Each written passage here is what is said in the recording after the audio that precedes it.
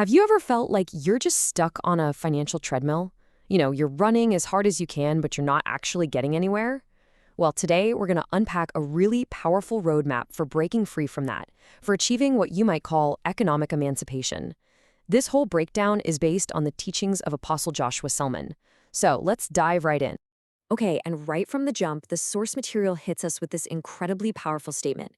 This isn't just about wanting more money for the sake of it.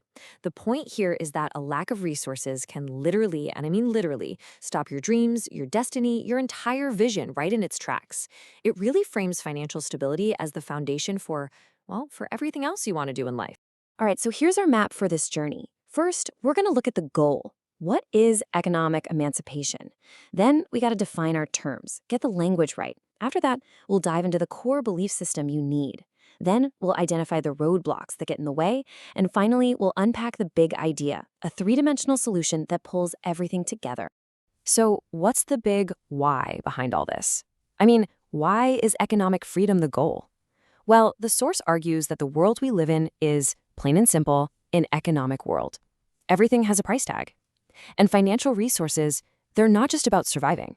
They're the tools you need to actually build your dreams, to support your family with dignity, and to make a real, meaningful impact on the world around you. Okay, so before we can really start walking this path, we've got to make sure we're all speaking the same language. The source is very, very clear about making some crucial distinctions between words we tend to throw around all the time. And trust me, getting these definitions straight is absolutely key to understanding the rest of this framework. First up, riches. According to this teaching, riches is, well, it's just having a lot of money. That's it. It's the raw cash, the big number you see in your bank account. There's no real context here about where it came from, or more importantly, how long it's going to stick around. Now, here's where things start to get really interesting, because the source draws a big, bold line between riches and wealth. See, riches is just having the cash, but wealth is having systems in place, things like investments or a business that generate cash for you. It gives you not just money, but also your time back and the peace of mind that comes with it. And then we take it one level deeper to what's called kingdom wealth. What's that? It's basically adding a layer of purpose to the whole thing.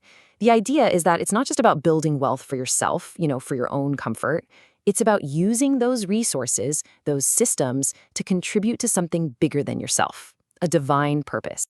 All right, so let's flip the coin and look at the other side. Let's talk about lack. The sermon describes this as just an incredibly frustrating place to be. You're not totally broke, right? But you're always just a little bit short.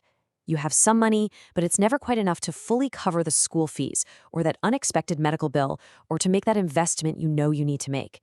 It's just a constant, draining struggle. And finally, we have poverty. Now, the key insight here is huge.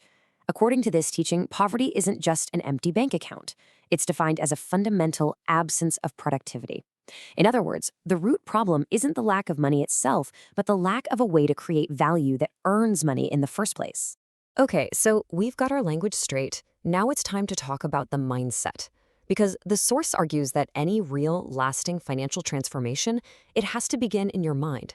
It starts with a core set of beliefs that will end up shaping every single action you take. So here are the 4 pillars of that mindset. Number 1, you have to actually believe it's possible for you. You have to see economic well-being as something that's intended for you. Number 2, see it as a benefit of your purpose, not the main goal. It's a result, not the prize itself. 3, and this is crucial, embrace principles, not luck. You have to get that wealth operates on laws, not just random chance. And finally, number 4, take responsibility.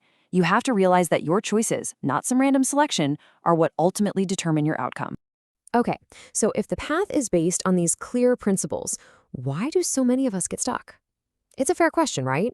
Well, the source identifies several major roadblocks, these big obstacles that can totally derail your journey to financial freedom. Let's start breaking them down.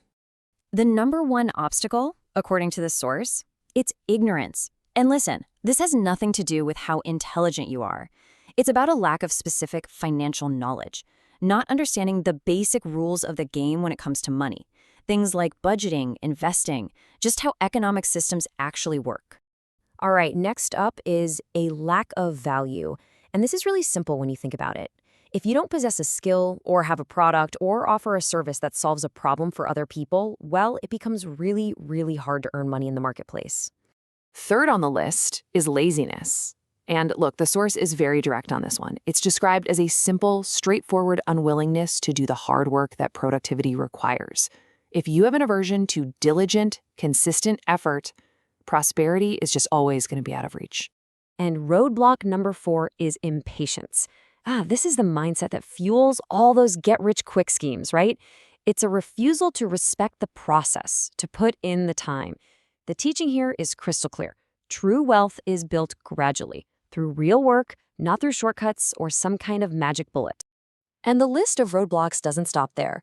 A few others are called out, like not having strategic networks and relationships, the right people in your corner. Then there's a lack of productivity and excellence, not doing your work to the best of your ability. And finally, a lack of what's called spiritual empowerment. All right, so we've spent some time identifying all the problems, all the things that can hold you back. Now, let's pivot to the solution. And this is where it all comes together. The source proposes this really comprehensive 3-dimensional approach to building wealth that lasts. And this is it. This slide ties it all together so perfectly. Just look at the 3 dimensions here. You've got spiritual, mental, and physical. And for each one, there's how poverty shows up, and there's how abundance shows up. So spiritually, poverty might be a curse, while abundance is divine favor. Mentally, poverty is a limiting belief, while abundance is a disciplined mindset. And physically, poverty is no skill, while abundance is a valuable service or product. The core idea, the big takeaway, is that you have to fight the battle on all 3 of these fronts at the same time to achieve real, lasting economic freedom. So there you have it. That's the roadmap. We've talked about the destination, the mindset you need for the journey, the obstacles you're going to face, and that 3-part solution. So now the question really comes back to you. What is one step, just one, that you can take today on one of those 3 levels? Maybe on the mental level, it's reading 1 chapter of a book on finance. On the physical level, maybe it's identifying 1 new skill to learn. Or spiritually, maybe it's just taking a few minutes to clarify your purpose. Whatever it is, the journey of 1,000 miles, right? It starts with that single step.